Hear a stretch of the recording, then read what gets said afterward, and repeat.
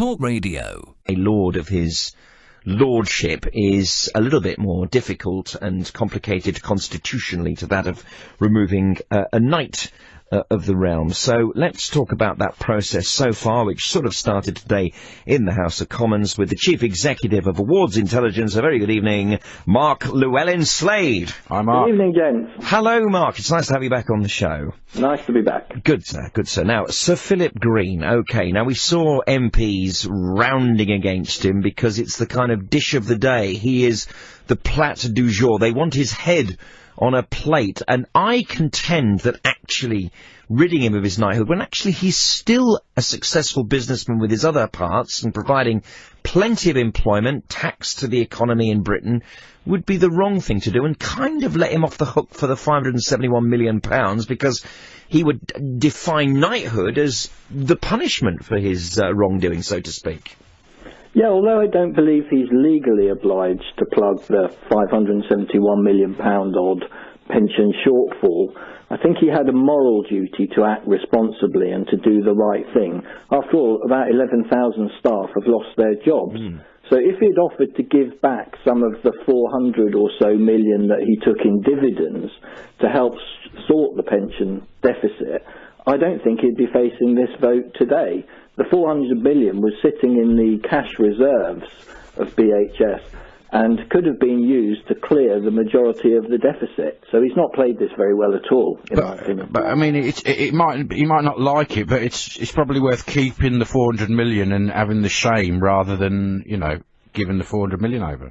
I'm not so sure. I think the social prestige for him, and importantly his wife, which you touched upon earlier, of being Sir and Lady Green, are worth a few hundred million to them. Are they really? That's a lot of money. How do you calculate that? Well, to a billionaire like Sir Philip, that's equivalent to the price of a long weekend in Brighton to most of us. Or 3 yachts. Do they go to Brighton? 3 or 4 yachts. Well, they pass through, or perhaps on the way to their yacht, by helicopter. No, but seriously, what you're telling me, Mark, is that to a billionaire, to be Lord and Lady, not Lord, Sir and Lady Green, if that's the title, is worth that much, £100 million?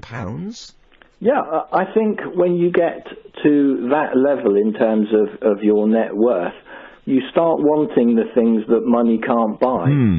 And that's the case here. I think that we might well see him hand it back at the end of the day. You know, it's been such an uncomfortable day for him, I would have thought. He's been on the receiving end of a right pasting from the MPs in the Commons, of course. And I wouldn't be surprised if he now pays up in the hope that he'll avoid losing his knighthood. I think it's time for him to put a price on that gong.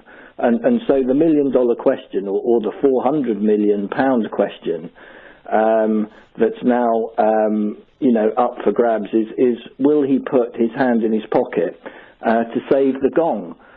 But there is, however, a potential issue here in that it could be seen as a form of cash for honours if he's allowed to keep his gong, having chucked a few hundred million into the BHS pension pot, even though he took it out. Well, it would be a good gesture, wouldn't it? If he legally doesn't have to, and he does it, it would be a good gesture, so you couldn't really argue with him. It would have been a brilliant gesture had he done it 3 or 4 months ago. Yeah. He could have nipped this one in the bud, done the honourable thing. It's money he could perhaps not literally write a cheque for immediately, but, you know, he's had 3 or 4 months to raise that money, and he could have done that, and he could have come out smelling of roses here. Instead, he's dug himself a very deep hole. Shouldn't the MPs have the powers to take the knighthood off him without civil servants sticking their beaks in? Yeah, I mean, although the Commons voted for Sir Philip to be stripped of his gong today, they don't have the power to directly do that themselves. That's down to the Honours Forfeiture Committee, bit of a mouthful. So although the outcome of the debate isn't binding today, it will significantly increase the pressure, I think, on that committee to take action.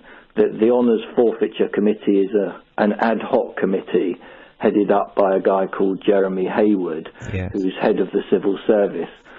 So if their recommendation is that the honour should be withdrawn, the recommendation is then sent to the Queen via the Prime Minister, who makes the final decision.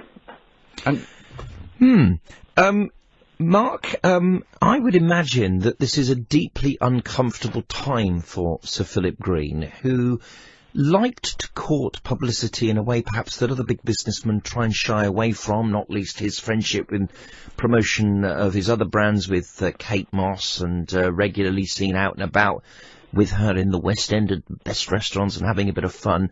That David Bowden incident where he shoved the Sky News reporter around must have been one of the unhappiest moments of his professional career. Absolutely.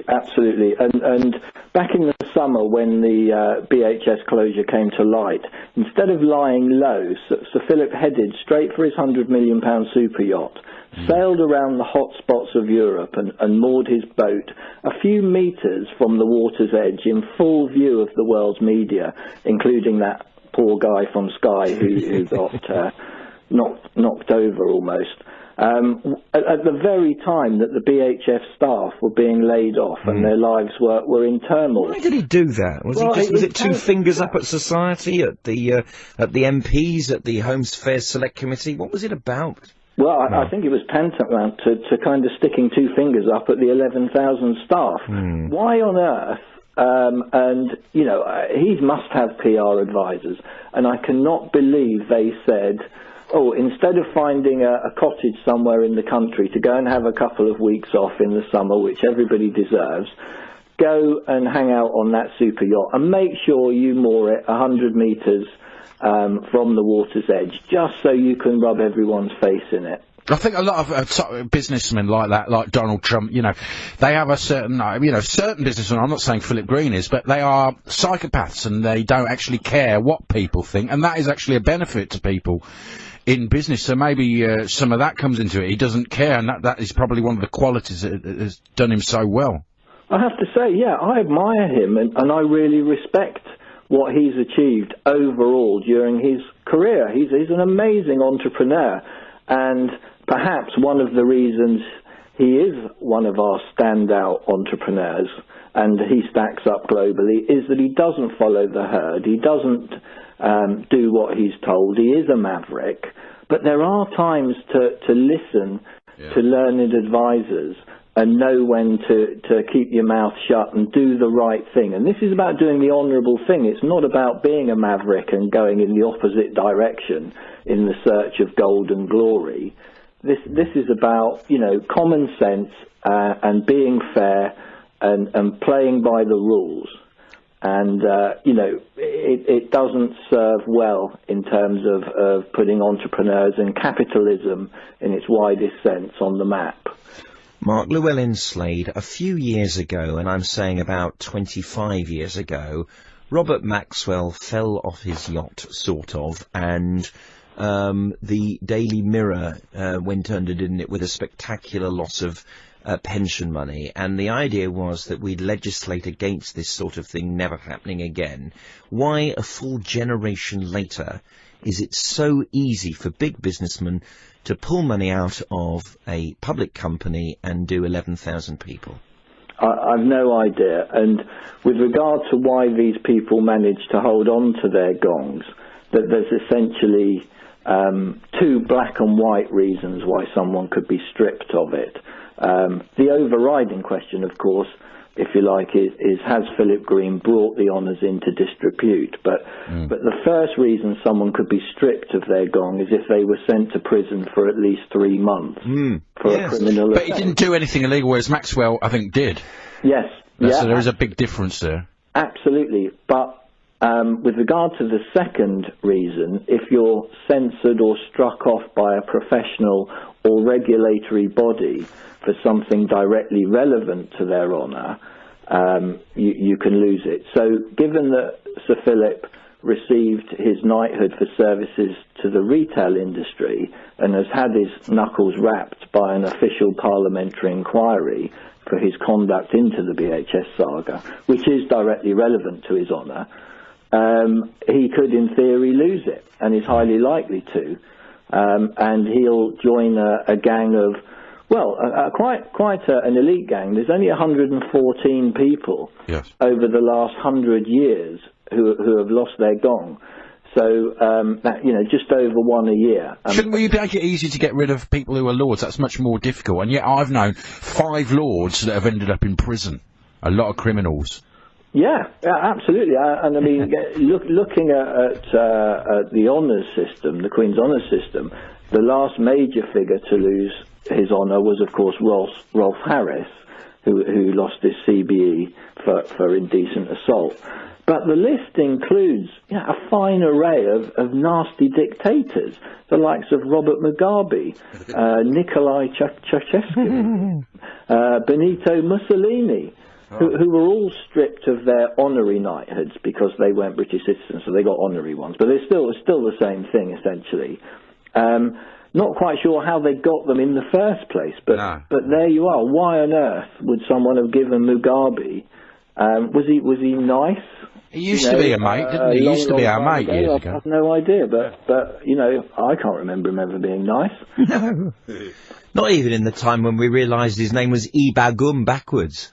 Yeah, absolutely. But then if you take someone like Lester Piggott, he was stripped of his OBE back in 1987 for tax fraud. Yeah. At least he was a half-decent jockey. Yeah. So you can understand why he got it. Yeah. But then you get relatively recently the likes of Fred Goodwin, the Bank of Scotland boss, for his role in the near collapse of the bank, and again James Crosby, who's the ex-Halifax boss, who was stripped of a knighthood for the poor way he ran his bank. So there's a couple of sort of business examples there. And then I remember Stuart Hall. It's a Knockout. That was it. The presenter years ago. I'm quite old. I can just. We all remember that. Yeah. I mean, he lost it for indecent assault. Yeah. So there's a real mix, but there are certainly a good few business-related strippings, as it were. Mark Llewellyn-Slade. Thanks, Mark. Thank you very much indeed.